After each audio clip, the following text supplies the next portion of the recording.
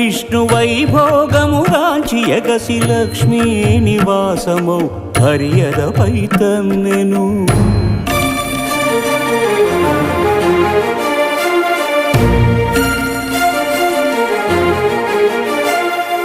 మహాపరాధము చేసితి మన్నింపుము,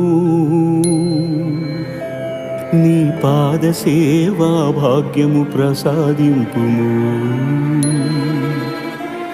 అని భృగు పదముల నదిమెను.